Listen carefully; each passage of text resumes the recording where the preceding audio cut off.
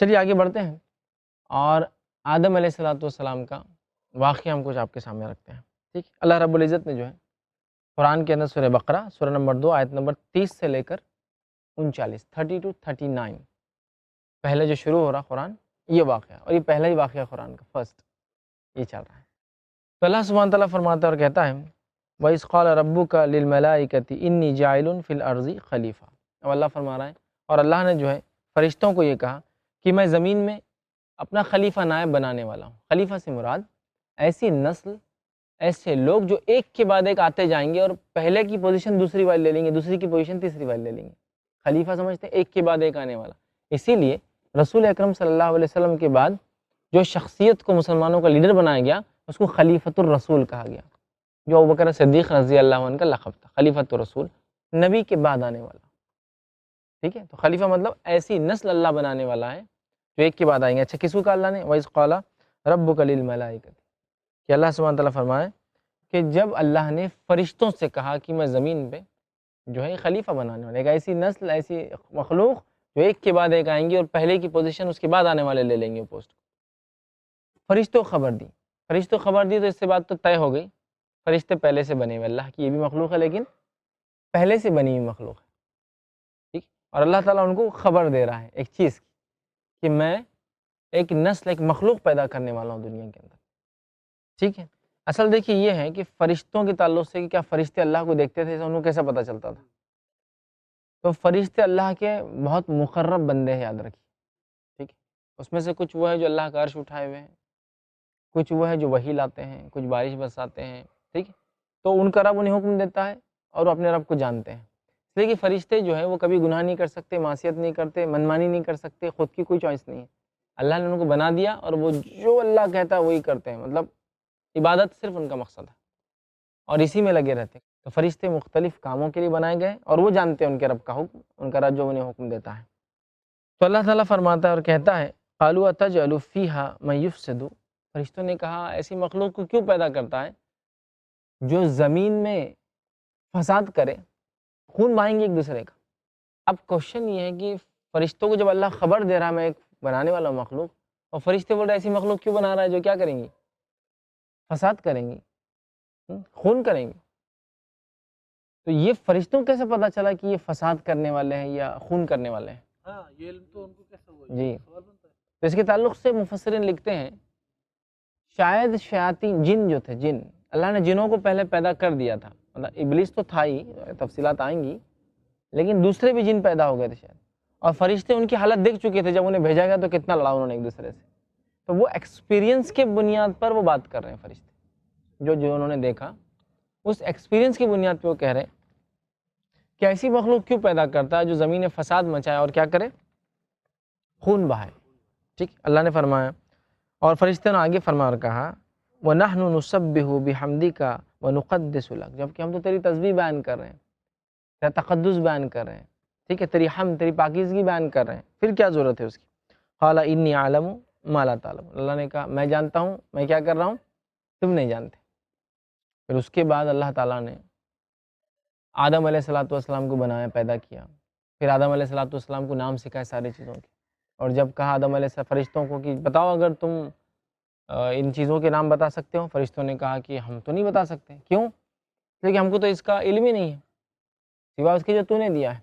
اب اللہ تعالیٰ نے آدم کو پورے چیزوں کے نام سکھا دیے، چیزیں گزارتی گئیں، آدم علیہ السلام نام لیتے گئے، یہ چیز کا یہ نام ہے، یہ چیز کا یہ نام ہے، یہ چیز کا یہ نام ہے. تو آدم علیہ السلام نام لیتے گئے ایک کے بعد ایک کے بعد ایک چیزوں کے. تب اللہ نے کہا دیکھیں میں نے کہا تھا نا میں جانتا ہوں میں کیا پیدا کر رہا ہوں، تم نہیں جانتے ہو. مطلب اللہ کو علم تھا وہ کیا پیدا کر رہا ہے، کیوں پیدا کر رہا ہے، یہ اس کی حکمت تھی. فرشتوں نے جو کہا کہ اللہ کیوں مخلوق پیدا کر رہا ہے، تو یہ وہ جلن سے، حسد سے نہیں کہا انہوں نے، ایک جنرل کوشچن تھا ان کا. اللہ نے ان کو انفارمیشن دی، انہوں نے اس انفارمیشن کے لیے کہا کہ یہ تو ایسا کرنے والی ہے، کیوں پیدا کرتا پھر ایسے. فرشتوں کا یہ مقصد نہیں تھا کہ اللہ انسان کو نہ پیدا کرے، لیکن وہ جاننا چاہتے تھے کیوں پیدا کیا جا رہا ہے. تو اللہ تعالیٰ نے سوال کروایا، فرشتوں نے سوال کے جواب نہیں دے پائے، علم نہیں تھا ان کو اس چیز کا. آدم علیہ السلام کو علم سکھایا اور کر دیا. اس سے ایک بات پر کیا پتہ چلی؟ انسانیت کو فرشتوں پر بھی فوقیت اس لیے ملی علم کی بنیاد پر. علمی تو تھا نا، ورنہ فرشتے تو ایسی عبادت کرتے اللہ کی جس کے بارے میں ہم انسان تو سوچ بھی نہیں سکتے. رکوع تو رکوع، سجدہ تو سجدہ، طواف تو طواف ہی چل رہا ہے. تو انسانوں کے مقابلے میں فرشتوں کے کم ہے. انسانوں کے مقابلے میں ظاہر سی بات ہے انسانوں کی افضلیت جو اشرف المخلوقات کہتے وہ علم تھا. کہ آدم علیہ السلام کی پہچان تھی علم، ہے نا. تو کوئی ایک انسان جاہل نہیں ہو سکتا کبھی بھی، یاد رکھیے. جاہل ہے تو وہ وہی صفت ہی نہیں ہے اس میں جس صفت پہ اللہ نے آدم علیہ السلام کو پیدا کیا. اور اگر اس کو علم ہے تو سب سے پہلے اس کو اس کا علم ہونا چاہیے کہ اس کا بنانے والا کون ہے. اگر وہ نہیں ہے تو پھر اس نے کچھ بھی علم حاصل نہیں کیا. اس لیے کہ کس نے پیدا کیا انسان کو، وہ سب سے اہم چیز ہے نا. اس سے اہم اور کیا ہو سکتا ہے؟ جو ہم کو کھلاتا ہے، جو پلاتا ہے، دنیا میں احسان کرتا ہے تو اس کا احسان ہم مانتے ہیں. جس نے پوری کائنات بنائی، سب چیزوں کو چلا رہا ہے، ہمارے لیے سب کچھ کر رہا ہے، اس کو پہچاننا ہے. یہ اہم چیز ہے، یاد رکھیے. تو بہرحال جب وہ کر لیا، پھر اس کے بعد اللہ نے حکم دیا فرشتوں کو کہ آدم علیہ السلام کو کیا کرو؟ سجدہ کرو. جھک جاؤ آدم علیہ السلام کے سامنے. سجدہ کرنے کا اللہ تعالیٰ نے حکم دیا تھا. ٹھیک ہے. آدم علیہ السلام کو اللہ نے فرشتوں کو کیوں حکم دیا سجدے کا، جبکہ وہ انسان ہے اور ہم جانتے ہیں سجدہ نہیں کیا سکتا. دیکھیے، سجدے کی دو قسمیں ہوتی ہیں، ایک سجدہ عبادت اور ایک سجدہ تعظیمی. ایک سجدہ جو عبادت کے لیے کیا جاتا ہے، ٹھیک ہے، اور ایک سجدہ جو تعظیم ایز اے رسپیکٹ کیا جاتا ہے. سمجھے آپ؟ تو یہ جو آدم علیہ السلام کو فرشتوں نے سجدہ کیا، یہ سجدہ تعظیمی تھا، سجدہ عبادت نہیں تھا. آدم علیہ السلام کی برتری بتانے کے لیے کہ آدم افضل ہے فرشتوں سے، اس لیے کروایا گیا. ٹھیک ہے، اس وجہ سے. اب سوال یہ ہے کہ کیا آج بھی یہ چیز لاگو ہے کہ انسان دوسرے کے سامنے سجدہ کر سکتا ہے؟ تو یاد رکھیے یہ چیز اب لائق نہیں ہے، اب ایسا کوئی نہیں کر سکتا ہے. نبی اکرم صلی اللہ علیہ وسلم کے زمانے میں کچھ صحابی روم جا کے آئے تو رومی بادشاہوں کو لوگ سجدہ کرتے جب وہ آتے تھے. تو وہ صحابی جب مدینہ آئے تو آپ صلی اللہ علیہ وسلم آئے تو انہوں نے بھی وہی کرنے کی کوشش کی. آپ صلی اللہ علیہ وسلم نے فرمایا اگر مجھے سجدہ تعظیمی کا حکم دینا ہوتا تو اس امت میں بیوی کو دیتا کہ شوہر کو وہ کرے سجدہ تعظیمی، لیکن اس کی اجازت بھی مجھے نہیں ملی. اس امت میں سجدہ تعظیمی کی اگر اجازت ہوتی تو وہ صرف بیوی کو ہوتی کہ شوہر کو کرے، لیکن اس کی اجازت بھی اس امت میں نہیں دی گئی. مطلب ہم لوگوں کے لیے، مسلمانوں کے لیے، اس آخری امت کے لیے سجدہ عبادت بھی اللہ کے لیے اور سجدہ تعظیمی کسی کے لیے نہیں. مطلب سجدہ تعظیمی ہے ہی نہیں، اس میں صرف عبادت ہے. تعظیمی سجدہ ختم ہو گیا ہمارے لیے، وہ ہمارے لیے نہیں ہے. اب کوئی سجدہ نہیں، مطلب سجدہ ہوگا تو صرف اور صرف اللہ کے لیے، اب کچھ نہیں باقی. جیسا کہ یوسف علیہ السلام کو سجدہ کیا ہے نا ان کے بھائیوں نے، تو وہ تب سجدہ تعظیمی تھا. لوگ بولتے بہت سی بار کہ آج بھی ہم لوگوں کے سامنے جھکتے ہیں، وہ اس لیے جھکتے ہیں کہ وہ سجدہ تعظیمی نہیں.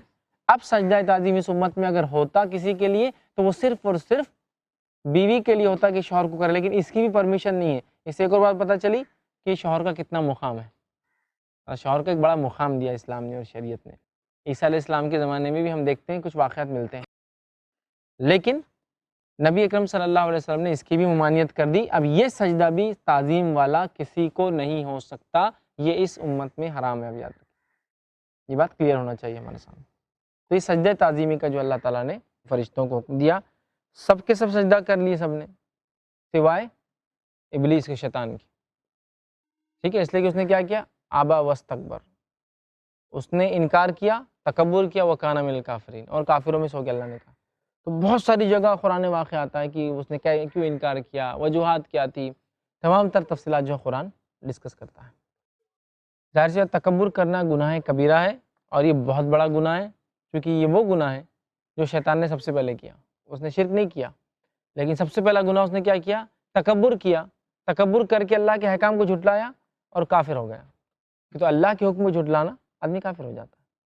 تو بہرحال ہم نے دیکھا آدم علیہ السلام کا واقعہ، ہم دیکھ رہے ہیں کہ اللہ نے ان کو جنت میں جو ہے بنایا، فرشتوں کو سجدہ کرنے کا حکم دیا، ابلیس نے، شیطان نے انکار کر دیا.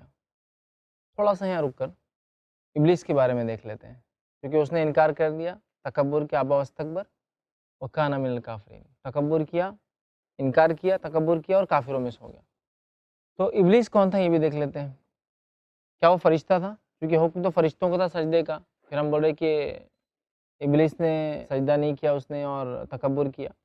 یاد رکھیے ابلیس کبھی بھی فرشتہ نہیں تھا، وہ جنوں کا باپ ہے. جیسا آدم علیہ السلام بابائے انس ہے، ابلیس بابائے جن ہے، مطلب جنوں کا باپ ہے. جن اللہ تعالیٰ کی ایک مخلوق ہے جس کو اللہ نے آنکھ سے پیدا کیا. صحیح مسلم کی روایت ہے، نبی اکرم صلی اللہ علیہ وسلم فرمایا کہ اللہ نے فرشتوں کو نور سے پیدا کیا، جنوں کو آنکھ سے پیدا کیا، اور آدم علیہ السلام کو اس چیز سے پیدا کیا جس کا تذکرہ قرآن میں، مطلب مٹی سے پیدا کیا. تو فرشتے نوری مخلوق ہے، جن ناری مخلوق ہے، نار آنکھ کو بولتے ہیں، اور انسان خاکی مطلب مٹی سے بنی ہوئی مخلوق ہے. ٹھیک ہے، تو یہ بابائے جن ہے، اس بات کو یاد رکھیے. قرآن میں آئے تھے کہ سجدے کا حکم دیا فرشتوں کو، تو پھر جن کہاں سے آ گیا اس میں؟ یہ سجدے کا حکم اس کو بھی تھا، کیونکہ عربی کے قاعدے کے مطابق گرامیٹیکلی جب میجورٹی کو خطاب ہوتا ہے تو مائنورٹی انکلوڈ ہوتی ہے اس کے اندر. تو یہ اکیلا تھا، لیکن اس کو پتا تھا کہ مجھے بھی حکم ہے. اس لیے تو جب اللہ نے پوچھا تم نے کیوں نہیں کیا، تو اس نے یہ نہیں کہا کہ اللہ آپ نے تو فرشتوں کو بولے، میرے کو کہاں بولے. اس نے یہ کہا آدم سے میں زیادہ اچھا ہوں، میں خیر ہوں اس سے. کیوں؟ تو آدم کو تو نے مٹی سے بنایا، اللہ مجھے آنکھ سے بنایا، اور مٹی کیا ہے، پھینکی جائے تو نیچے گر جاتی ہے، اور آنکھ جلائی جائے تو اوپر کی طرف جاتی. تو اس نے کہا انا خیر، میں بہتر ہوں آدم علیہ السلام سے. تکبر کیا اس نے. تو اس سے ایک بات یہ بھی پتہ چلی کہ تکبر بہت بڑا جرم ہے، بہت بڑا جرم.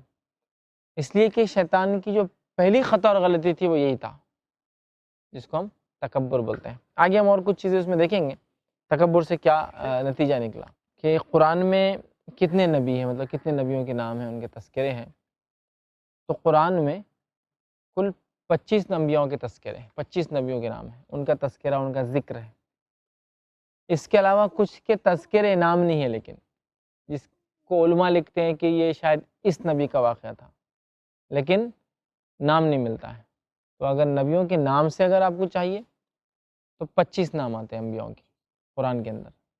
اور بائبل میں کچھ نبیوں کے نام آتے ہیں، لیکن واللہ عالم ہم نہیں جانتے، اس میں بھی کچھ تذکرے آتے ہیں جس کو بہت سارے علماء نے، علامہ ابن کثیر رحمہ اللہ اور دیگر مفسرین نے، تفسیر طبری میں امام طبری نے جو ہے یہ کہا کہ یہ بھی انبیاء ہوں گے، اس لیے کہ بائبل میں یا توریت میں، تالموڈ میں، انجیل میں ان کا تذکرہ ہے.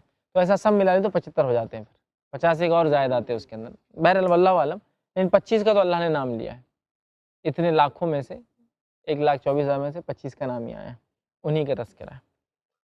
تو اب دیکھیے ہم آگے چلتے ہیں، اور آدم علیہ السلام کے بعد جو سجدے کا جو معاملہ ہوا اور ابلیس نے انکار کر دیا، وہ بات ہم نے دیکھ لی. اب اللہ تعالیٰ نے جو ہے آدم علیہ السلام کو جو پیدا کیا اس کے تعلق سے نبی اکرم صلی اللہ علیہ وسلم کچھ احادیث دیکھتے ہیں ان کی تخلیق کے بارے میں، پیدائش کے بارے میں. آئیے ایک حدیث دیکھتے ہیں.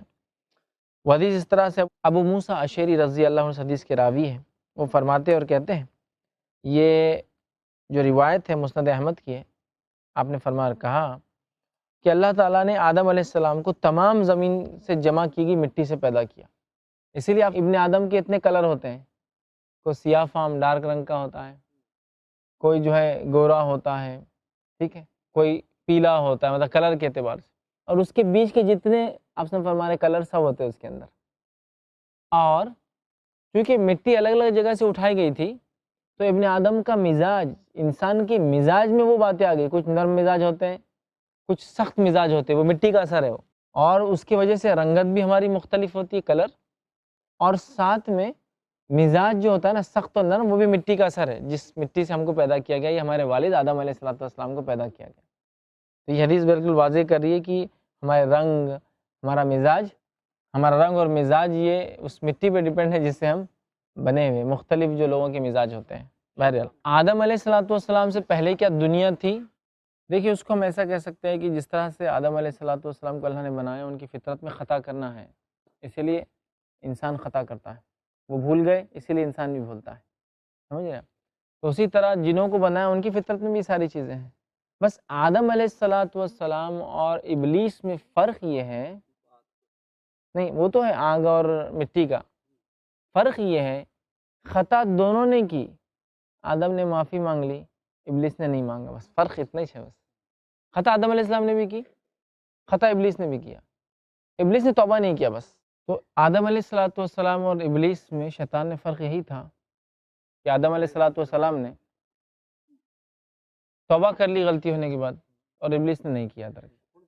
یہ اس میں جو ہے اس واقعے میں اصل فرق بس یہی ہے، جس کو اگر ہم سمجھ جائیں تو یہ بات واضح ہو جائیں گی کہ اگر شیطان توبہ کر لیتا تو معاملہ ختم ہو جاتا، لیکن اس نے تکبر کیا اور بس کفر اختیار کر لیا. بہرحال جی آگے ہم دیکھتے ہیں تفسیر تبری میں سورہ انبیاء سورہ نمبر 21 آیت نمبر 37 کی تفسیر میں امام تبری لکھتے ہیں کہ اللہ تعالیٰ نے آدم کو اپنے ہاتھ سے بنایا تھا اور جس طرح کی صورت میں چاہا پیدا کیا، اور جمعہ کے دن جو آدم علیہ السلام کو پیدا کیا. دیکھیے یہ تو اللہ تعالیٰ ہی جانتا ہے کہ اس نے مخلوقات کو ایسا مختلف کیوں بنایا. خود دنیا میں دیکھیے انسان میں کتنا فرق ہے آپس میں. دو جڑوا بھائی بھی ہو تو بہت ساری چیزیں مختلف ہوتی، پسند، چوائس، ہے نا، بہت ساری چیزیں ہوتی. پرندوں میں دیکھیے اقسام، جانوروں میں دیکھیے بکریاں اور اس میں کتنے اقسام، مچھلیوں میں دیکھیے کتنے اقسام. تو یہ تو اللہ کی مرضی تھی کس مخلوق کو کس چیز سے اس نے پیدا کیا، وہ اس کی حکمت. اور شیطان کو آنکھ سے پیدا کیا، نظروں سے اجھل رکھا، روپ لینے کی صلاحیت دی، غائب ہونے کی صلاحیت دی، ظاہر سے تو پوچھ بھی ہے اس کو. فرشتوں کو بنایا، وہ بھی غائب مخلوق ہے، چھپی ہوئی ہوتی ہے، وہ بھی روپ لے سکتے، لیکن ان کا معاملہ یہ ہے کہ ان سے کوئی پوچھ نہیں، اس لیے کہ وہ کوئی بھی کام نافرمانیاں کرتے ہی نہیں. تو اللہ تعالیٰ کی حکمت تھی کہ ان کو نور سے، کسی کو آنکھ سے، کسی کو مٹی سے، اور ڈیفرنٹ کیوں بنایا، وہ اس کی حکمت تھی، اور ہر کسی کے لیے اس میں ایک آزمائش ہے. تو بہرحال دوسری ایک اور روایت آتی ہے، اس کے اندر یوں آتا ہے دیکھیے، اور وہ اس طرح سے چلتی ہے. تفسیر تبری کا ہی واقعہ ہے. امام تبری لکھتے ہیں کہ جب اللہ تعالیٰ نے فرشتوں کو، آدم علیہ السلام کو بنایا دونوں ہاتھوں سے اپنے، فرشتوں سے کہا کہ جب آدم میں روح ڈال دوں گا تو تمہیں کیا کرنا ہے، روح ڈالنے کے بعد تمہیں اسے سجدہ کرنا ہے. جب اللہ نے روح پھونکی تو آدم علیہ السلام کا پتلا اوپر سے نیچے کی طرف بننے لگا، جان جو آئی اوپر سے آئی. اب جان جو آنے لگی تو آنکھیں آ گئی، اور آنکھیں آنے کے بعد آدم علیہ السلام نے جنت کو دیکھا، لیکن ابھی پورے بنے نہیں ہیں، نیچے کی طرف روح بڑھ رہی ہے، جسم بن رہا ہے.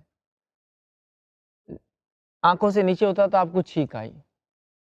سب سے پہلا کام آدم علیہ السلام نے کیا کیا، چھینکا.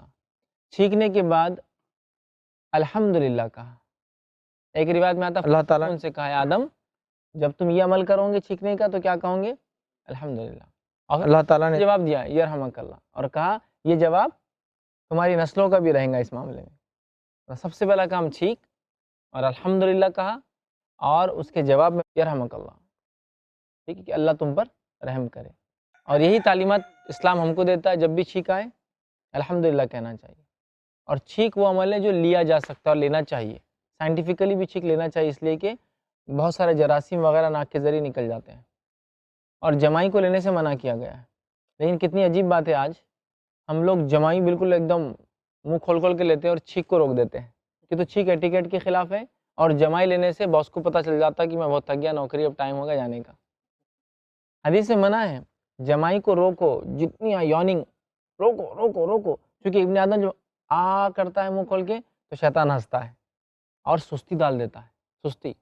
تو جمائی نہیں لینا، ہم سمجھتے ہیں سستی آئی تو جمائی آتی، نہیں، جمائی لینے سے سستی آتی.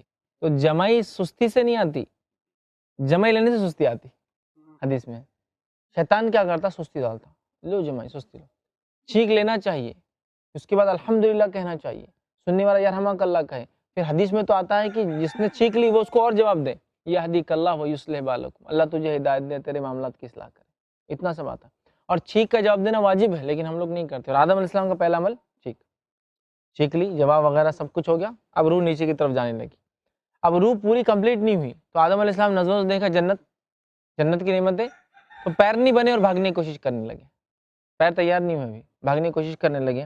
اور اسی بات کو اللہ نے نقل کیا قرآن میں، کہا خلق الانسان من اجل، انسان بہت عجلت بھرا ہے. یہ آدم علیہ السلام کی صفت ہے، مطلب عجلت، جلد بازی، یہ ہمارے والد آدم علیہ السلام کی صفت ہے. اور آدم علیہ السلام کی ہر صفت ان کی پوری نسل میں ہے. آدم علیہ السلام نے جو کیا وہ ان کی پوری نسل کرتی ہے، وہ ہماری انسانیت کی صفتیں یاد رکھی. اور آدم علیہ السلام کو انسان کہنے کی وجہ بھی کیا معلوم آپ کو، آدم علیہ السلام کا بھولنا. اللہ نے منع کیا جھاڑ کے پاس جاؤ، واقعہ ابھی آ رہا ہے آگے، بھول گئے، چلے گئے. تو نسیان کہتے ہیں بھولنے کو، بھولنے کی بیماری کو بھی کہتے ہیں نسیان اردو میں. اسی سے لفظ آتا ہے انسان، بھولنے والا، بھول جاتا. اللہ بول رہا نماز پڑھو، بھول جا رہا. غلط کام مت کرو، بھول جا رہا. یہ مت کھاؤ، کھا لے رہا. بھولنا، اسی سے انسان لگ جاتا. بہرحال تو بھاگنے کرے. اللہ نے کہا یہ انسان بڑا عجلت بھرا ہے، یا جو انسان کو جو بہت جلد بازی ہے، اور وہ ایسی بنا ہے چونکہ آدم علیہ السلام میں جلد بازی تھی، آگے جانے کی وہ کوشش کر رہے تھے. اسی طرح ایک اور روایت آتی ہے، ابو ہریرہ رضی اللہ عنہ اس کے راوی ہیں، اور یہ صحیح بخاری کی روایت ہے. نبی اکرم صلی اللہ علیہ وسلم نے فرمایا جب اللہ تعالیٰ نے آدم علیہ السلام کو پیدا کیا تو وہ 60 ہاتھ کے تھے. 60 ہاتھ، ایک ہاتھ بولے تو اس کو بولتے ہیں ایک ہاتھ. 60 ہاتھ بولے تو ایک ہاتھ جنرلی 18 انچز کا ہوتا ہے، 1.5 فٹ کا. تو اس طرح سے ہائٹ ان کی 90 فٹس تھی. 60 ہاتھ ان کا خط تھا، ہائٹ تھی جب اللہ نے ان کو بنایا. مطلب 90 فٹ اپروکسیمیٹلی، ایگزیکٹلی نہیں بول سکتے کیونکہ پیمانہ ہاتھ سمجھے نا، جیسے بالش بولتے ہیں نا، ایک بالش 9 انچ کے قریب ہوتا ہے، لیکن تقریباً ہوتا ہے، ایگزیکٹ نہیں ہو سکتا ہے کہ 9 انچ، کسی کا 8، کسی کا 7، کسی کا 10 بھی ہو سکتا ہے. تو 60 ہاتھ تو ان کا خط تھا، اونچائی تھی. اور پھر جو ہے آپ سن فرماتے ہیں کہ خط جو ہے 60 ہاتھ تھا. پھر فرمایا جا کر ان فرشتوں کی جماعت کو سلام کہے اور سننے کے وہ کیا جواب دیتے ہیں. پھر اللہ نے ان کو بنایا 60 ہاتھ اور کہا جاؤ فرشتوں کو جا کر سلام کرو. تو اللہ تعالیٰ نے آدم علیہ السلام کو 60 ہاتھ 90 فٹس بنایا، اور پھر فرمایا کہ آدم علیہ السلام کو کہا کہ جا کر فرشتوں کو سلام کرو اور دیکھو فرشتے کیا جواب دیتے ہیں. یہی سلام کا طریقہ تمہاری نسلوں کا بھی رہے گا. تو آدم علیہ السلام گئے، السلام علیکم کہا. فرشتوں نے جواب دیا السلام علیکم ورحمۃ اللہ، کہ اے آدم تم پر بھی سلامتی ہو اور اللہ کی رحمت ہو. اس سے پتہ چلا سلام کے جواب میں اضافی الفاظ ڈالنا چاہیے. کوئی السلام علیکم کہے تو آپ جواب دیں وعلیکم السلام ورحمۃ اللہ. فرشتوں نے اضافی کیا. آدم علیہ السلام نے کہا السلام علیکم، فرشتوں نے کہا السلام علیکم ورحمۃ اللہ، کہ آدم تم پر بھی سلامتی ہو اور اللہ کی رحمت ہو. تو کہا یہی گریٹنگس تمہاری نسلوں کی اب رہیں گی، آنے والی تمہاری نسلیں یہی کریں گی. تو آدم علیہ السلام نے چھینکا بھی، پھر فرشتوں کے بعد اللہ نے بھیجا جب بن گئے تاکہ کہا سلام کرو، سلام کا جواب، تو یہ گریٹنگس بھی سکھا دی گئی. تو چھینک کا بھی جواب سکھایا گیا سلام، اور چھینک کا جواب دینا اور سلام کا جواب دینا دونوں واجب ہے. حدیث میں 5 چیزیں مومن کے مومن پر حق ہے. سلام کرے تو جواب دے، چھینکے تو جواب دے، دونوں کے حق ہے. سلام کرے تو جواب دے، چھینکے تو جواب دے. تو ہمیں سلام کا بھی جواب دینا چاہیے، چھینک کا بھی جواب دینا چاہیے. اب ظاہر سی بات ہے اگر ایک انسان کا دھیان نہیں ہے، بھول گیا، ٹھیک ہے، سہو جس کو بھول گیا، تو بہرحال بھول پہ کیا پکڑ تو نہیں ہوتی انسان کی. لیکن کوشش کرنا چاہیے کہ جب انسان راستے سے چلے تو لوگ سلام کرتے ہیں، ظاہر سی بات ہے غور کر کے جواب دے دینا چاہیے کہ لوگ سلام کریں گی جب میں راستے سے چلوں گا پیدل، تو یاد رکھیں اور کوشش کرے کہ جواب دیں. غلطی سے ہو جائے تو انشاءاللہ نہیں ہے، لیکن جان بوجھ کے کوئی سلام کا جواب نہ دے، یہ تو بہت بڑی برائی ہے. قیامت سے پہلے کی علامتوں میں سے ایک علامت ہے لوگ ایک دوسرے کو دیکھیں گے، صرف جان پہچان کا تو سلام، نہیں تو منہ پھیر کے چلے جائیں گے. تو یہ ایک اہم چیز ہے. ٹھیک ہے، تو یہ ہو گیا اس طرح سے. پھر جو ہے آپ نے فرماتے اس کے بعد کی مخلوق میں خط کی کمی آ گئی، ہائٹ کی کمی آتی گئی، اور اب ہم جو ہے مطلب 90 فٹ سے نکل کے 6 فٹ کی رینج میں آ گئے، یا ہو سکتا ہے اس سے بھی کم ہائٹ دن بدن ہوتے جا رہی ہے. تو جب آدم علیہ السلام کو اللہ نے پیدا کیا وہ اتنے قد والے تھے. ٹھیک، اب آئیے اسی طرح آگے بڑھتے ہیں. حوا علیہ السلام کے بارے میں کچھ دیکھتے ہیں. مطلب فرسٹ مین کے بارے میں دیکھا ہم نے، پہلا انسان وہ مرد تھا، وہ آدم علیہ السلام.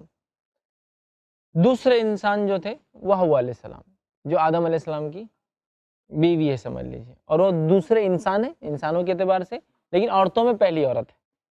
اب ان کی پیدائش کے بارے میں کچھ باتیں دیکھتے ہیں. ان کی پیدائش کیسا ہوئی؟ سورہ نساء سورہ نمبر 4 آیت نمبر 1 میں اللہ نے فرمایا یا ایھا الناس اتقوا ربکم الذی خلق من نفس واحدہ وخلق منها زوجها بث منهما رجالا کثیرا ونساء. اس کا معنی ہے اے انسانوں اس رب سے ڈرو جس نے تم کو ایک نفس سے پیدا کیا، ٹھیک، اور اسی سے اس کا جو ہے جوڑا، اسی سے جو ہے اس کا جوڑا بنایا اللہ نے کہا، اور اس سے جوڑا بنایا، اور پھر ان دونوں سے جو ہے کثرت سے مرد اور عورت دنیا میں پھیلا دی. تو پہلے انسان سے ہی دوسرا انسان بنا. پہلا انسان مرد تھا اور دوسرا انسان جو بنا وہ ایک عورت تھی جن کا نام حوا ہے. ان کی پیدائش ایسی ہوئی کہ میں آپ کو واقعی سنا دیتا ہوں سیدھے سے. نبی اکرم صلی اللہ علیہ وسلم کا ایک فرمان ہے، اور جو ہے امام طبری نے اس کو جو نقل کیا اس روایت کو، وہ کہتے ہیں عبداللہ ابن عباس رضی اللہ عنہ فرماتے ہیں اور کہتے ہیں کہ حوا اور آدم اللہ تعالیٰ نے حوا کو آدم علیہ السلام کی جو ہے بائیں پھسلی سے مطلب الٹے ہاتھ کی پھسلی سے جو ہے اور وہ بھی چھوٹی پھسلی سے جو ہے پیدا کیا جب کہ آپ سو رہے تھے. پھسلی نکال لی گئی, حوا پیدا کی گئی اور وہاں گوشت لگا دیا گیا. پھسلی سے الٹے طرف کی سب سے چھوٹی پھسلی رب ہوتی نا, اس سے پیدا کیا, سب سے چھوٹی جو ہوتی. اور پھسلی کی خصوصیت کیا ہے معلوم آپ کو؟ سب سے ٹیڑھی چیز ہوتی ہے باڈی میں. باقی ہڈیاں دیکھیں سیدھی ہے, سیدھی میں موٹی ہے, پتلی سب ہے, لیکن پھسلی جو ہے وہی ہے پورا کیج پلٹتا ہے اور سب سے چھوٹی مطلب سب سے چھوٹی سب سے ٹیڑھی. اس لیے آپ نے ایک اور روایت میں فرمایا, بخاری کی حدیث ہے, آپ نے فرمایا ابو ہریرہ رضی اللہ عنہ اس کے راوی فرماتے اور کہتے ہیں رسول اللہ صلی اللہ علیہ وسلم نے فرمایا عورتوں سے حسن سلوک کی نصیحت قبول کرو, مطلب عورتوں سے حسن سلوک کی نصیحت قبول کرو کیونکہ وہ پھسلی سے پیدا کی گئی. مطلب عورتوں سے اچھا سلوک کیا کرو, اگر وہ تم سے کہتی ہے تو اچھا سلوک کیا کرو کیونکہ وہ پھسلی سے پیدا کی گئی ہے اور سب سے ٹیڑھی جو سب سے چھوٹی سب سے ٹیڑھی اس پھسلی سے پیدا کی گئی ہے. اگر تو اس کو بہت زیادہ سیدھا کرنے کی کوشش کریں گا تو توڑ بیٹھیں گا. مطلب عورتوں میں کچھ فطری کمزوریاں ہوتی ہیں, لیکن یقیناً عورتیں میری اس بات کا برا نہ مانیں, اس لیے کہ نبی اکرم صلی اللہ علیہ وسلم فطرت بتا رہے ہیں. اللہ نے ہر کسی کو ایک فطرت تو پیدا کیا, تو عورتیں کیونکہ پھسلی سے بنی, سب سے چھوٹی پھسلی سے بنی, سب سے ٹیڑھی پھسلی سے بنی, ان کے نیچر میں کچھ ایسی چیزیں ہوتی ہیں جو انسان کو مرد کو پسند نہیں آتی ہے. ٹھیک, لیکن اگر بہت زیادہ آپ سیدھا کرنے جائیں گے کہ میں جو بولا وہی ہونا, تو پھسلی کو بہت سیدھا کرے تو کیا ہوگا؟ سب سے ٹیڑھی چیز ہے وہ بہت نازک بھی ہوتی ہے, آپ تھوڑا سا سیدھا کریں گے ٹوٹ جائیں گے. تو اس کا مطلب یہ ہے کہ عورتوں میں کچھ فطری کمزوریاں ہوں گی ہی, مرد کا کام ہے ان سے ہمیشہ اچھا سلوک ہی کرے, یہ بہت ضروری ہے. کیونکہ اگر بہت زیادہ سیدھی کریں گا تو توڑ بیٹھیں گا, اگر چھوڑ دیں گا تو ٹیڑھی کی ٹیڑھی رہیں گی. پریشر ڈالو گے تھوڑی دیر تو سیدھے ہو جائیں گا, بہت زیادہ ڈالو گے تو بریک ہو جائیں گا, اور چھوڑ دو گے تو پھر ریٹین جیسا تھا ویسے اپنی شکل پھر لے لیں گی, پھر ٹیڑھی رہیں گی. اس لیے عورتوں سے حسن سلوک کی نصیحت قبول کرو, مطلب اگر حسن سلوک کرو, اچھا سلوک کرو, یعنی جو ہے ان کو نصیحت کرتے رہو اور نرم سلوک برتتے رہو. سے پتہ چلا مرد اور عورت کے اندر جو فرق اللہ بتا رہا ہے کہ عورت میں کچھ ٹیڑھا پن ہے اپنے اندر, یہ برائی کے معنی میں نہیں, نیچر ہے. جیسا کوئی یہ کہے یہ بلب 100 واٹ کا ہے, اس کو 200 واٹ کرنٹ نہیں دینا, خراب ہو جائے گا. لیکن اگر 100 سے کم بھی رہا تو بھی پرابلم ہو جائے گا, نہیں چلیں گا, ہے نا. تو یہ اچھی بات ہے نا, کیا بری بات ہے کہ نہیں 2000 واٹ دے دو, اس کو کیا ہوگا دیکھا جائے گا, بلب خراب ہو جائے گا. تو اللہ تعالیٰ نے جس فطرت سے پیدا کیا, جس کو مخلوق کو بتا دیا دیکھو یہ فطرتیں ہیں, تو لے کر چلنا ہے. مرد کا اپنا مزاج, عورت کا اپنا مزاج بتا دیا تاکہ مرد اچھا سلوک کرے ان سے. ٹھیک ہے, اب آئیے یہ ہوا حوا علیہ السلام کی پیدائش کس طرح سے کیا. ٹھیک, اب جو ہے ابلیس نے جو ہے ان دونوں کو کیسے نکالا. ایک ہوا آدم علیہ السلام کی پیدائش, ابلیس کا سجدہ نہ کرنا, اس کا تکبر کرنا, لیکن اب وہ جنت سے نکال دیا گیا ہے. کیوں؟ کہ اس نے آدم علیہ السلام کو سجدہ نہیں کیا, اس لیے نکال دیا گیا ہے. اب نکلنے کے بعد اس نے آدم علیہ السلام سے دشمنی پکڑ لی کہ اب میں بدلہ لوں گا. پہلے ہی وہ پریشان تھا, بجا بجا کے دیکھ رہا تھا کہ مخلوق آ گئی, کچھ تو بھی نیا ہونے والا ہے. ٹھیک ہے, اس کو اندازہ تھا فرشتوں کی باتوں سے کہ کیا کیا ہونے والا ہے. فرشتوں کو سجدہ کرنے کا حکم دیا تو وہ سمجھ گیا کہ اس کو بھی کرنا ہے, اور یہ مخلوق فرشتوں سے اور مجھ سے دونوں سے افضل ہے. اصل اس واقعے میں کڑی جوڑنا, ترتیب جوڑنا ناممکن سی بات ہے. اس کی وجہ یہ ہے کہ یہ جنت کے تذکرے ہو رہے ہیں, غائب کی باتیں ہو رہی ہیں. جیسا کہ موت کے تذکرے اور موت کے بعد کی حالت کی کڑیاں جوڑنا, اور مرنے کے بعد جو اٹھیں گا انسان اور حشر تک کیا ہوگا, کڑیاں نہیں جوڑ سکتی. ایک ایک یونٹ کو ہم بیان کر سکتے ہیں, ایک یونٹ ایک یونٹ ایک یونٹ, لیکن اگر ترتیب جوڑیں گے مالا نہیں ہوتا ہو کہ فرسٹ کیا ہوگا سیکنڈ کیا ہوگا. ہو سکتا ہے یہ فرسٹ ہو, علماء لکھتے ہو سکتا ہے وہ فرسٹ ہو جائے, ہو سکتا ہے یہ ترتیب ہو, نہیں ہو سکتا یہ ترتیب ہو. لیکن ایک ایک یونٹ اپنے اندر مکمل ہے, لیکن وہ کس کے بعد ہوگا یہ ایکسپلینیشن تھوڑا سا ٹف جاتا ہے. تو اسے نکال دیا گیا, لیکن نکالنے کے بعد پھر کیسا, تو علماء لکھتے ہیں نکال دیا گیا لیکن جنت سے نہیں نکلا تھا. معلوم تھا کوئٹ ہونے والا ہے, ایگزٹ ہونے والی ہے ابھی, لیکن وہاں تھا. پھر بہکایا اور خود تو نکلا, ان کو بھی نکال لے گیا. تو ایک یونٹ ہے نکال دیا گیا, ایک یونٹ ہے بہکایا. اب سوال یہ کہ وہ نکالے بعد مطلب پہلے نافرمانی کرتے ہکال دیا گیا, یا نافرمانی کی تھوڑی دیر بعد نکالا گیا. تو بات جو سمجھ میں آتی وہ یہ ہے کہ نافرمانی کے بعد بھی کچھ وقت تھا وہ, اسی لیے تو وہاں آ کے وسوسے وہ ڈال رہا تھا. تو آئیے اب جو ہے ابلیس کا تکبر اور اس کا انجام کیا ہوا اور اس نے کیا چالیں چلی دونوں کے خلاف. مطلب ہیومینٹی کے خلاف شیطان جو ہے اس کا دشمن ہے, انسانیت کا شیطان دشمن ہے, ہیومن ریس کا دشمن ہے. کیوں؟ تو اس کو لگتا ہے یہ کمپیٹیٹر تھے اس کے اور اللہ نے ان کو افضل بنا دیا تھا. ٹھیک ہے, آئیے آگے بہرحال ہم چلتے ہیں کہ تکبر کا کیا, ابلیس نے کیا کیا, اس سے کیا گناہ ہوا تھا ابلیس سے؟ ایک ہی گناہ ہوا تھا, تکبر کیا. تو تکبر کا انجام کیا ہوا دیکھیے. اب ہوا یہ کہ اللہ تعالیٰ نے جو ہے ابلیس کو سجدہ کرنے کا حکم دیا, ابلیس نے سجدہ نہیں کیا, تکبر کیا, اور اللہ رب العزت نے جو ہے فرمایا تکبر کرنے کے بعد اس نے دشمنی پکڑ لی. مطلب ایک تو غلطی خود کی تھی اور آدم علیہ السلام سے دشمنی پکڑ لی, اور یہ جنوں میں سے تھا. اس کے لیے ایک دلیل بھی دیتا ہوں جو کہ سورہ کہف سورہ نمبر 18 آیت نمبر 50 میں اللہ نے کہا وَإِذْ قُلْنَا لِلْمَلَائِكَةِ اسْجُدُوا لِآدَمَ فَسَجَدُوا إِلَّا إِبْلِيسَ كَانَ مِنَ الْجِنِّ فَفَسَقَ عَنْ أَمْرِ رَبِّهِ. اس کا معنی ہوتا ہے کہ جب تیرے رب نے حکم دیا فرشتوں کو کہ جھک جاؤ آدم کے سامنے, سب کے سب جھک گئے سوائے ابلیس کے. کان من الجن, وہ جنوں میں سے تھا. ففسق عن امر ربی, اور اس نے اپنے رب کے حکم کو جھٹلا دیا. تو ابلیس کبھی بھی فرشتہ نہیں تھا, یاد رکھیے. غلط فہمی ہوتی ہے بہت سے لوگوں کو, ابلیس بہت بڑا فرشتہ تھا اور فرشتوں کا سردار تھا, پھر بعد میں بہک گیا, پھر برے فرشتوں کی ٹیم بنا لیا. تو شیطان جو ہے وہ برے فرشتے ہیں, ٹھیک ہے, پھر ٹیم بنا کے الگ لے کے نکل گیا. اصل ابلیس پہلے جن کا نام تھا. شیطان اس کو کیوں کہا جاتا ہے؟ وہ اس کی صفت ہے شیطانیت. جیسا ہم بولتے ہیں بہت شیطان بچہ ہے, شیطانیت اس کی صفت ہے, ابلیس کی صفت ہے, اس لیے اس نام سے مشہور ہو گیا ہو. لیکن اس کا ایکچوئل نام ابلیس ہے, لیکن شیطان اس کی صفت ہے, اور اس کے جتنے پیروکار ہیں سب میں وہی صفت ہے. ان کو شیاطین بولتے جمع, ٹھیک ہے, تبھی ملا, ورنہ تب تک تو وہ عبادت گزار تھا, فرشتوں میں رہتا تھا, جنت میں تھا, جنت کا واسی تھا, سمجھو جنت میں رہنے والا تھا. لیکن جب یہ کیا تو بس اس کی شیطانیت یہاں سے شروع ہو گئی, اور اس نے دشمنی پکڑ لی. کس سے؟ آدم علیہ السلام سے. اب بدلہ لینا ہے میں کو ان سے. کیوں؟ تو یہ کلپریٹ ہے, آدم کی وجہ سے ہو رہا نا, مجھے نکالا کہ اب میں لوں گا. یہاں سے اس کی دشمنی شروع ہو گئی. اب اس نے دشمنی کی, اور وہ پہلا جن تھا. اور جن اور انسان دو ہی اللہ کی مخلوق ہے جو مکلف سمجھتے ہیں, مطلب وہ جو کام کریں گے ان کو جواب دینا آخرت میں. کیوں کیا؟ اچھا کیا تو بدلہ لو, برا کیا تو سزا لو. سمجھ رہے آپ؟ تو یہ مکلف مخلوق ہے. اب ابلیس نے کیا کیا؟ اعلان جنگ کر دیا اللہ کے پاس, انسانوں کے خلاف, آدم علیہ السلام کے خلاف. اور کیا کہا؟ سورہ اعراف سورہ نمبر 7 آیت نمبر 16 اور 17 میں اس نے کہا, اور دیکھیے کیا کہتا ہے. پھر شیطان نے کہا مجھے تو نے ملعون کیا ہی ہے, مجھ پہ تو لعنت کر ہی دی ہے اے اللہ.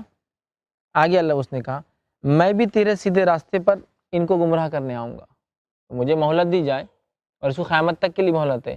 مطلب ابلیس ایک ایسا جن ہے جس کو قیامت تک زندہ رہنے کی اجازت ہے. ویسے جناتوں کو عموماً عمریں لمبی ہوتی ہے, اس کی لیکن سب سے زیادہ لمبی ڈے 1 سے ہے, لاسٹ ڈے تک رہنے والا. شیاطین تو مرتے ہیں, یہ ابلیس نہیں مرے گا, اسپیشل کیس. یہ پہلا پیدا ہوا آدم علیہ السلام سے پہلے, اور قیامت تک, مطلب جب تک قیامت قائم نہیں ہوگی تب تک زندہ رہے گا. ویسے عموماً جن لمبا جیتے ہیں لیکن وہ بھی مرتے ہیں, لیکن ابلیس اسپیشل کیس ہے, شروع سے ہے. تو مطلب ہمیں بہکانے والا, انسانیت کو بہکانے والا, عقیدے توحید سے ہٹانے والا, لوگوں کو گناہ میں لگانے والا ویل ایکسپیرینسڈ ہے. اس کو آدم علیہ السلام کو جنت سے بہکانے کا ایکسپیرینس ہے, تو اس کے بعد انبیاءوں کی جماعت در جماعت 1,24,000 انبیاءوں کی نسلوں کو اور ان کی قوموں کو بہکانے کا ایکسپیرینس ہے. اور اس کے بعد محمد صلی اللہ علیہ وسلم کے زمانے سے لے کر آج تک 1500 سال کا یہ بھی ایکسپیرینس ہے, اور قیامت تک رہے گا. ویل ایکسپیرینسڈ ہے. کوئی بھی چال چلتا ہے بہت لمبی چلتا ہے, چھوٹے چھوٹے قدم نہیں ڈالتا ہو, اس کو معلوم ہے آرام سے یہ بہت متقی پرہیزگار ہے, تو ابھی مت چھیڑو, 2 4 10 20 50 سال بعد چھیڑیں گے.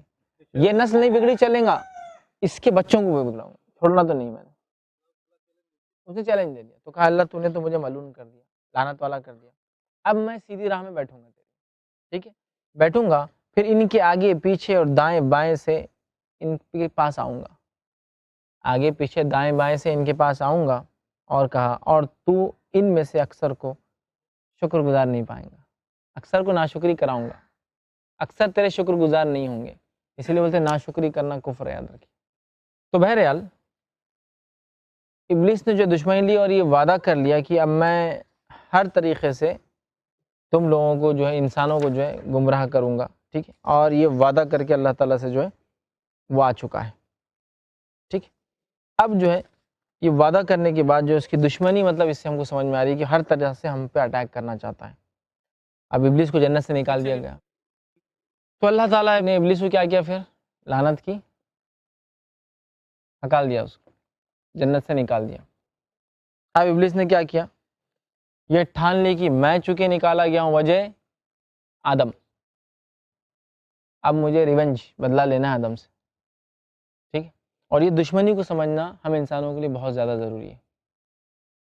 میں بہت زیادہ تفصیلات میں نہیں جا سکتا ہوں، لیکن دشمنی کو سمجھنا بہت زیادہ ضروری ہے. اس لیے کہ جس نے اس دشمنی کو نہیں پہچانا اور شیطان کو دوست بنا لیا، وہ تو دنیا تو ہاتھ سے جائیں گی، مرنے کے بعد بھی اس کو سکون نہیں ملنے والا، جہنم میں جائیں گا. کیونکہ اس کا مقصد کیا ابلیس کا بتاؤں آپ کو؟ انما یدعو حزبہ لیکون من اصحاب السعیر، سورہ فاطر سورہ نمبر 35 آیت نمبر 6. یہ تو چاہتا ہے، انما یدعو حزبہ، یہ تو چاہتا ہے خود کو اور اپنے ٹولے کو، حزب جو اس کے ماننے والے، لیکون من اصحاب السعیر، بھڑکتی ہوئی آنکھ کا ساتھی بنا دے، جہنم میں لے جائے. کس کا مقصد ہے؟ ابلیس کا. تو اس کے اس مقصد کو ہم کو ہمیشہ ذہن میں رکھنا ہے. اس کا مقصد صرف ایک ہے، انسانیت کو جہنم میں لے جانا. یہ آ کر خیر خواہی بھی کریں گا تو جہنم کے لیے کریں گا، یا کہ بدماشی بھی کریں گا تو جہنم میں ڈالنے کے لیے کریں گا. یہ جو کچھ کریں گا صرف جہنم میں لے جانے. تو کبھی بھی ابلیس کو اپنا دوست اور ولی نہیں بنانا چاہیے. ہم لوگ بہت ساری بار ابلیس کی بات سن لیتے ہیں، شیطان کی، رحمان کی بات کے مقابلے میں. اب ابلیس کو نکال دیا گیا. اب اس نے ٹھان لیا کہ میں آدم کو نکال کے رہوں گا. ٹھیک ہے. اور اس کے لیے جو ہے پوری کوششیں بہرحال اس نے کر لی کہ آدم علیہ السلام کو وہ جو ہے جنت سے جو ہے باہر نکالے. ٹھیک ہے. اور نبی اکرم صلی اللہ علیہ وسلم فرمایا، شیطان انسان کے ہر راستے میں بیٹھا ہوا ہوتا ہے. مسند احمد کے ہر راستے میں، کچھ بھی کیجیے آپ کے ساتھ بیٹھا ہوا ہے وہ. بلکہ ہم پیدا ہوتے ہیں اپنی ٹیم میں سے ایک کو بولتا جاؤ اس کے ساتھ زندگی بھر رہا ہوں، ہر راستے میں ہمارے ساتھ ہے. ٹھیک. اب وہ یہ کہ شیطان نے ٹھان لی اور آدم علیہ السلام کے پاس آیا، اور آ کر کیا کیا؟ سورہ بقرہ سورہ نمبر 2 آیت میں 35 میں اللہ نے کہا، وَقُلْنَا يَا آدَمُ اسْكُنْ أَنْتَ وَزَوْجُكَ الْجَنَّةَ وَكُلَا مِنْهَا رَغَدًا حَيْثُ شِئْتُمَا وَلَا تَقْرَبَا هَٰذِهِ الشَّجَرَةَ فَتَكُونَا مِنَ الظَّالِمِينَ. اللہ تعالیٰ نے کہا، اے آدم، ابلیس کا تو قصہ ہو گیا، سجدہ نہیں کیا، حوا پیدا ہوگی علیہ السلام.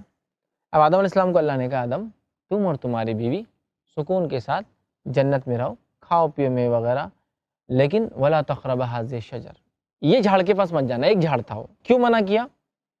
اللہ آزمانا چاہ رہا تھا اس سے.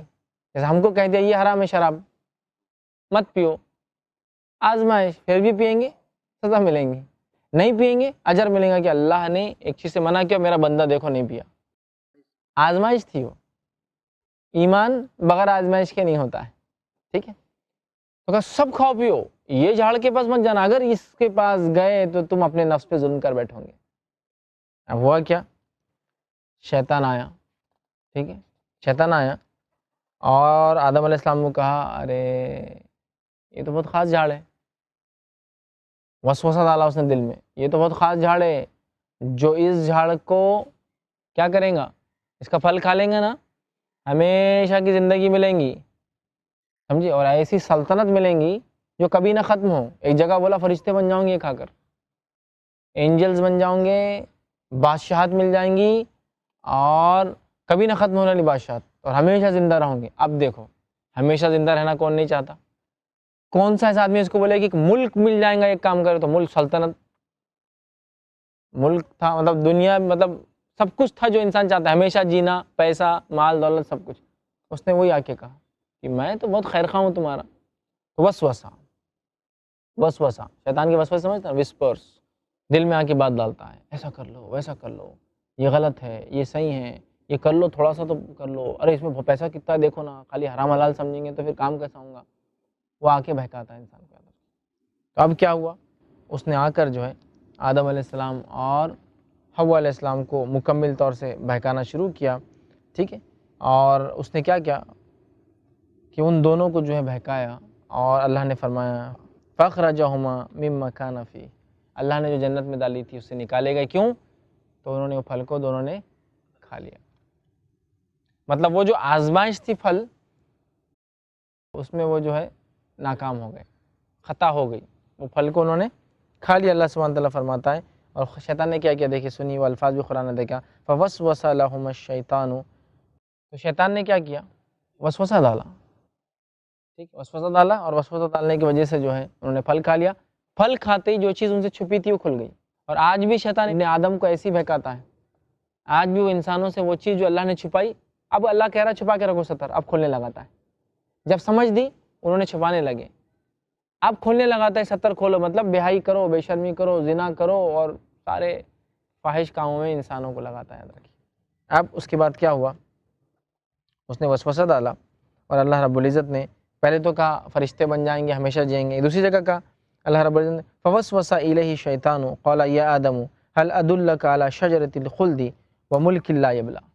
اے آدم کیا میں تم کو ایسا پھل نہ بتاؤ، ایک جھاڑ جس کو کھانے سے کیا ہوں گا، ہمیشہ زندہ رہوں گے اور ایسی ملکیت ملیں گی جو کبھی نہ ختم ہوں گی. ایک تو فرشتے بن جاؤں گے، ہمیشہ زندہ رہوں گے، اور ایک ایسی ملکیت جو کبھی نہ ختم ہوں گی. یہ تین چیزوں کے علاوہ انسان کو چاہیے کیا؟ ہمیشہ نہ ختم ہونے والا مال، ہمیشہ نہ ختم ہونے والی زندگی اور فرشتوں کے جیسا. آدم علیہ السلام اس کے بہکاوے میں آ گئے. سورہ طٰہٰ کی آیت نمبر جو ہے 120 تھی. چلیے اب آگے ہم بڑھتے ہیں. آدم علیہ السلام کو اللہ نے جو ہے کہا کہ اب کیونکہ پھل کھا لیا، اب یہاں رہنے لائق تو نہیں ہوں، اب جنت چھوڑ کے جانا پڑے گا. سورہ اعراف سورہ نمبر 7 آیت نمبر 24 میں اللہ نے کہا 24 میں اللہ نے کہا کہ اہبطوا بعضکم لبعض عدو، اب یہاں سے تم چلے جاؤ اور تم میں سے تم ایک دوسرے کے اب دشمن ہو. یہاں سے ٹھیک ہے، عدو تمہارے میں دشمنی عداوت ہے. وَلَكُمْ فِي الْأَرْضِ مُسْتَقَرٌ وَمَتَاعٌ إِلَىٰ حِينٍ، اور دنیا ایک تھوڑا سا ٹھکانہ ہے تمہارا، تھوڑے دن رہنا ہے، اس کے بعد میرے پاس آ جانا ہے. وہاں سے بھیج دیا، یہ کہہ کر بھیجا کہ اب شیطان تمہارا دشمن ہے. آدم اور حوا سن لو، یہ تمہارا دشمن ہے، اس کو دشمن بنا کے رکھو اپنا. تو بہت سارے انسان جو شیطان کی بات مانتے ہیں، در حقیقت وہ دشمن کو دوست بنا رہے ہیں، جو کہ نہ صرف آدم علیہ السلام کا، ہمارے والد کو اس نے جنت سے نکالا، بلکہ ساری انسانیت کو جہنم کی طرف لے جانے کی کوشش کرتا ہے. ٹھیک، اصل یہ ہے کہ اللہ تعالیٰ نے شیطان کو نکال دیا تھا، پھر اس نے بہکایا آدم علیہ السلام حوا علیہ السلام کو، ان دونوں نے پھل کھایا اور اس کے بعد تینوں نیچے آ گئے. اللہ نے نکال دیا اس کو، ایسا نہیں کہ اس نے بہکانے کے لیے ساتھ آیا، اللہ تعالیٰ نے اس کو بھی نکال دیا، چونکہ وہ ریزن بنا نا نکلنے کا، وہ ریزن بنا نا نکلنے کا، تو اللہ نے اس کو بھی نیچے بھیج دیا اور یہ کہہ کر بھیجا کہ اب تم لوگوں کے آپس میں کیا ہے، اینیمیٹی ہے، دشمنی ہے، ساتھ نہیں رہنا ہے تم لوگوں کو. اب رہوں گے دنیا میں ساتھ ایک ٹائم، فکس ٹائم تک، ایک مقرر ٹائم ہے جو قیامت تک جس کو بولیں گے، اس کے بعد میرے پاس آنا ہے، لہٰذا تم ایک دوسرے کو دشمن سمجھو. اللہ تعالیٰ نے جو ہے بتا دیا کہ جو شیطان ہے جس نے آدم علیہ السلام کو بہکایا، یہ دشمن ہے تمہارا، اب دشمنی لے کر تم لوگ نیچے جاؤ. تو اس کو بھیج دیا گیا. تو آدم علیہ السلام جو ہے کیا زبان بولتے تھے، ہم اس کی تفصیلات تو نہیں جانتے ہیں. کیا ان کی زبان عربی تھی؟ تو آخری کلام تو عربی میں ہے، لیکن توریت عبرانی میں آئی. اس کا زبور جو ہے سیرامک، ٹھیک ہے، سیرک یا ارامک جس کو ایک زبان کہتے تھے، اس میں آئی. اور انجیل جس کو ہم کہتے ہیں، ٹھیک ہے، وہ سریانی زبان جس کو کہتے ہیں، اس زبان میں آئی. تو اس سے پہلے بھی الگ الگ زبانوں میں کتابیں آئی ہیں. ہم یقینی طور سے نہیں کہہ سکتے کہ آدم علیہ السلام کی زبان عربی تھی، جو بھی تھی واللہ عالم، اللہ بہتر بہرحال جانتا ہے. لیکن جو کتابیں تھیں جیسے توریت تھی، وہ ایک ساتھ نازل ہوئی اور لکھی ہوئی شکل میں تھی پتھروں کے اوپر. انجیل اور زبور کا وہی معاملہ تھا، یہ کتابیں جو پچھلی آئی سب ایک ساتھ اترتی تھیں اور کچھ کو لکھا گیا. انجیل کو تو لکھا بھی نہیں گیا، انجیل جو ہے خبر تھی جو دی گئی. اب عیسیٰ علیہ السلام کے زمانے میں تو لکھی بھی نہیں گئی، عیسیٰ علیہ السلام کے کئی زمانہ بعد جو ہے اس کو بہرحال تحریری شکل میں لکھا گیا، ریٹن فارم میں. ٹھیک ہے، اب کیا ہوا، وہاں سے نکلے شیطان نے، لیکن معافی نہیں مانگی. یہ فرق تھا سب سے بڑا، تکبر، میں صحیح ہوں. اور آدم علیہ السلام نے کیا کیا، معافی مانگی، اپنے گناہ کی. اللہ نے اس معافی کا بھی تذکرہ قرآن کے اندر کیا، اور سورہ اعراف سورہ نمبر 7 آیت نمبر 23 سے فرمایا اللہ نے قال ربنا ظلمنا انفسنا وان لم تغفر لنا وترحمنا لنکونن من الخاسرین. دونوں نے کہا قال ربنا ظلمنا، اے اللہ ہم نے اپنی نفسوں پر، دونوں نے ظلم کیا. ابھی جملے کو دیکھیں، ظلمنا انفسنا، اے اللہ ہم نے اپنی نفس پہ ظلم کیا. یہ نہیں کہا کہ اے اللہ حوا نے ظلم کیا اپنی نفس پر اور میں بہکا. جیسا بہت سے لوگ بولتے ہیں نا، وہ حوا تھی جو بہک گئی، حوا نے آدم علیہ السلام کو بہکایا. عورت بری چیز ہوتی ہے، عورت بہکانے والی ہوتی ہے، بلکہ کچھ مذہبی کتابوں میں تو یہاں تک کہ عورت شیطان سے پیدا ہوئی، شیطان کی ساتھی ہے، ٹھیک ہے، اس لیے اس سے بات نہیں کرنا، وہ بے حیا ہوتی ہے، اس کو عبادت گاہوں میں نہیں آنے دینا. یہ سب ہماری تعلیمات نہیں ہیں، اسلامی تعلیمات. قرآن نے جب بھی تذکرہ کیا غلطی کا، دونوں کو برابر جو ہے گنا. یہ نہیں کہا کہ حوا نے غلطی کی، حوا نے بہکایا، حوا نے فلاں کیا. ربنا، اے اللہ ہم نے غلطی کی، ظلمنا انفسنا، اے ہمارے رب ہم نے اپنی نفسوں پہ ظلم کیا دونوں نے، ٹھیک ہے. وَإِلَّن تَغْفِرْ لَنَا، اگر تو نے ہم کو معاف نہ کیا، مجھے معاف نہ، حوا نہیں دعا کر رہی، آدم نہیں کرے، مجھے معاف کیا، لانا ہم کو معاف نہ کیا، تو ہم تو جو ہے خسارہ اٹھانے والوں میں سے ہو جائیں گے. تو اللہ تعالیٰ نے کیا کیا؟ توبہ کی کلمات سکھائے. وہ کلمات یہ تھے، دونوں نے توبہ کی. اللہ نے ان کی توبہ قبول کر کے بھیج دیا، اور شیطان تکبر کے ساتھ آیا، توبہ نہیں کی اس نے، اور دنیا میں جو ہے آگے. یاد رکھیے پھر آدم نے اپنے پروردگار سے کچھ کلمے سیکھے، اور کلمات سیکھ کر جو ہے آپ نے جو ہے اللہ تعالیٰ سے جو ہے دعا کی، اور دعا کرنے کے بعد اللہ نے دعا سن لی، دونوں کو معاف کر کے دنیا میں بھیج دیا. ٹھیک ہے.